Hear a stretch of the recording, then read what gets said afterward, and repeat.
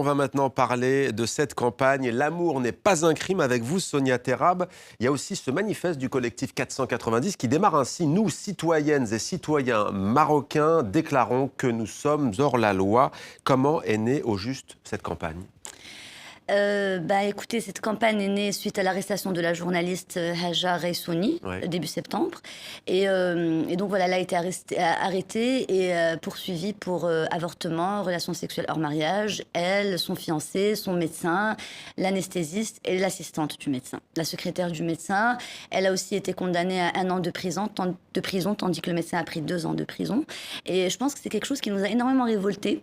Qui nous a énormément mis en colère, et surtout en tant que femme, parce que imaginez la violence d'une jeune femme qui se fait avorter déjà dans des conditions pas toujours optimales, parce qu'on est quand même au Maroc et que c'est formellement interdit par la loi, et de se faire choper à la sortie du clinique alors qu'on vient de se faire avorter, voilà, ou alors qu'on est dans un état de faiblesse quand même et de fragilité. Elle parle d'humiliation, elle a été libérée depuis bien entendu, elle a parlé d'humiliation. D'humiliation, oui, et ça c'est quelque chose, je pense, qui fait très très mal quand on l'imagine, parce qu'on a tellement de mal à l'imaginer, se projeter dans ces situations en tant que femme, que ça nous a beaucoup révoltés, et surtout qu'au Maroc, ça fait quand même quelques années, surtout avec Internet, qu'on a régulièrement affaire à des scandales sexuels de tout genre et de tout bord. Tous les 3 à 4 mois, il y a un énorme scandale sexuel qui nous tombe dessus et qui nous met face à nos contradictions, nos paradoxes, nos limites. Et ce jour-là, on s'est dit, ça suffit, quoi. On va plus rester... Voilà. Et c'est quoi l'objectif alors concrètement ? C'est de faire avancer la loi ?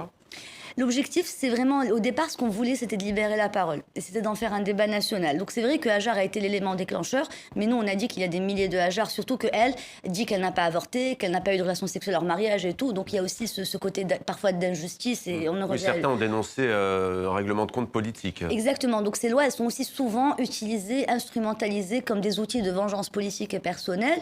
Et sans compter, bien sûr, les milliers d'arrestations de jeunes aujourd'hui en prison pour des affaires de mœurs, sans compter ce chiffre affolant de 600 à 800 avortements clandestins par jour au Maroc, qui est juste terriblement choquant quand on y pense. Et donc l'idée pour nous, c'était vraiment de libérer la parole, d'ouvrir le débat, de reconnaître qu'il y a un problème. Le débat dans la société, mais aussi au Parlement, sur la dépénalisation des relations sexuelles hors mariage. Exactement, parce que au fait, le plus important pour nous dans cette idée de libérer la parole et d'ouvrir le débat, c'était de faire un gros coup médiatique, d'avoir énormément d'impact, de ne pas se contenter comme d'habitude de partager un statut sur Facebook et de s'indigner une petite demi-heure et de passer à autre chose. Non, cette fois, on s'est dit, on va le faire, ça va être gros, ça va être énorme et on ne pourra plus revenir en arrière par rapport à ça.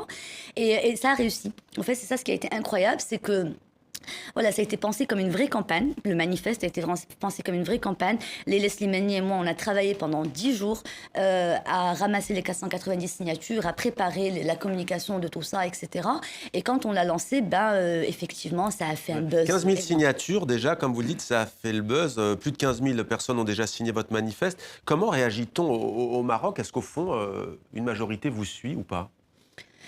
Au fait, il y a toujours cette idée de majorité-minorité. Il y en a qui disent « Ah non, le Maroc n'est pas prêt pour ça. Ah non, c'est pas la priorité du Maroc, etc. » Mais aujourd'hui, on sait très bien, de tout temps et en tout lieu, que les révolutions, les réformes, le changement a toujours été initié par une minorité pensante, une élite, une bourgeoisie. Donc si aujourd'hui, nous, Marocains de la société civile, nous, intellectuels, nous, soi-disant part de cette élite, on ne se bouge pas, personne ne se bougera.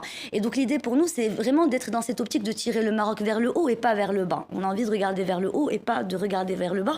Surtout que Léla et moi, on pense vraiment profondément que le changement passe par l'individu. Que le Marocain aujourd'hui doit aussi être libre dans son individualité. Ça veut dire libre de disposer de son corps, libre d'aimer, libre d'exister tout simplement. Est-ce qu'il faut modifier la Constitution ? Que dit la Constitution marocaine ? Est-ce qu'il y a une dimension religieuse, traditionnelle ? Est-ce que dans la Constitution, il y a un obstacle à cette dépénalisation des relations sexuelles hors mariage ? Absolument pas, parce que justement, on a utilisé cette nouvelle Constitution de 2011 et l'article 15 qui nous donne le droit à la pétition en tant que citoyen. Donc on s'est emparé de ce droit-là que nous donne cette nouvelle Constitution pour déposer en tant que citoyen une pétition au Parlement et faire en sorte que ces lois-là soient discutées et peut-être abrogées. Mais déjà discuter, c'est une immense avancée. C'est-à-dire qu'aujourd'hui, nous, on vient et on dit, soyons des citoyens, utilisons les outils mis à notre disposition et testons aussi ces outils qu'on a mis à notre disposition. Regardons si ça marche, donnons de l'espoir, parce que si aujourd'hui on parle des libertés individuelles, demain on pourra parler d'autre chose.